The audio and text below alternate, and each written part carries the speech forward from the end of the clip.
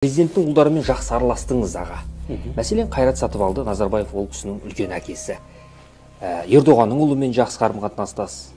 Ал Қасым-Жомарт Тоқаевтың ұлы Тимур Тоқаевпен араласасыз ба сіз? Көрмеген адам араласар емес, араласар емес, да бойсы. Стамбулда атақты қазақ Мұстафа Өзтүрік жатыр. Басына барып Құран оқып зиярат еттіңіз бе?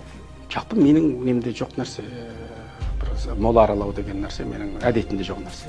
Елімізде сәләфизм, уахабизм идеологиясына ресми тыйым салынса,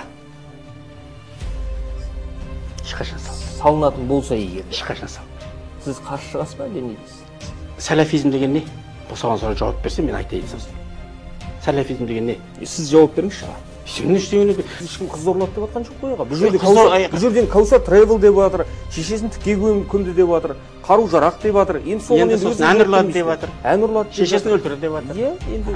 Осының бәріне сен нанам дедің. Жоқ, нанған кезде енді сенетіні бар, сенбейтіні бар, енді әркімнің қайсына сенесің? Әркімнің көзқарасы әртүрлі ғой. Енді тұр сен сенсе өзі сенің үшін отыр. Біреулер айтады, Бекболат ақшаға жақын дейді. Неліктен жалпы мысалы кім сен? Нұрсей, сен далбайыпсың ба?